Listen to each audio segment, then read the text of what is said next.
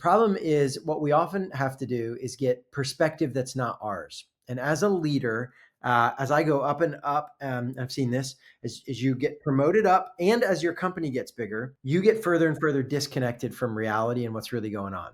I mean, you're getting reports, right? You're getting data. I'm not saying people are intentionally lying to you, but you're getting everything secondhand and simplified and their interpretation on it. The mistake is we run off of old data because we used to be the frontline guys that know all this stuff, right? And now I get reports about the frontline. Or I pop in, I have old relationships, but it's 5%. It used to be 50% of the customers I knew personally. Now it's 5%. And then everybody, because I'm the boss, there's all this incentive. Bosses, let me just tell you, there is over your head a flashing neon sign that's just outside your peripheral vision. You can't see it, but everyone on your team who talks to you has this flashing sign. And it says, I'm your boss, I could fire you. And so you're like, I'm just a guy, I'm just a gal, I'm just here talking, like, just tell me. And on flashing over your head where you're like, hey, what's going on, everybody? Just checking in. Is this flashing, I'm your boss, I could fire you, right? And it skews all your conversations. You have to work harder than you have ever worked before to get real information and have people challenge you. If you just have an open door policy, they're not going to walk through it. By the time they do walk through it, it is a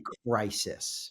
If you want to catch things while they're small and solvable, not a major crisis, then you have to go chase down insight, which means you have to have a humble attitude and you have to have disciplined, regular habits where you go listen. Not talk, listen. I'm getting passionate about this, Joe, because this was a huge challenge for me. I'm a talker. You can have fun. I could rant. I love it. But I like have to shut my mouth, ask them questions, let them tell me stuff and not defend or explain. Because in the moment, they'll say bad stuff. I say bad stuff like, they'll complain about a thing and I just fixed it. Like they just have old data. Like they didn't know I just already made. And I'm like, oh no, you don't understand. We did it because if you ever try to explain away or defend or push in that exact moment, here's the signal you send as a leader. Hey, you're wrong. You shouldn't have told me that. And then now I had the flashing sign, right? And like, you were wrong. You shouldn't have said that. And oh, by the way, I could fire you if I think you're too wrong. And you will shut down your feedback. And you think, I'm just explaining and being helpful. Now, maybe you say, it's a big enough deal. I got to explain. Great. Later. In this moment, your immediate signal needs to be, thank you. Thanks for telling me that. Let me go think about that. Then you can come back later, even a couple hours later, maybe the next day, give it some time and say, hey, I was thinking about what you said. And it turns out we actually just made that decision yesterday. But man, I really appreciate, and here I'm going to end.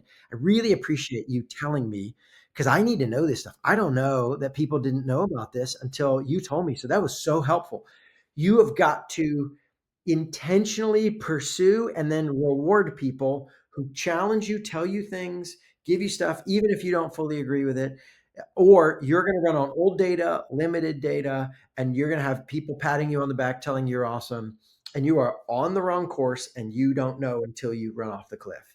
The bigger you get and the higher you get, the more intentional you have to be to humble yourself and go listen to other people's opinions. Man, I had to learn that lesson the hard way.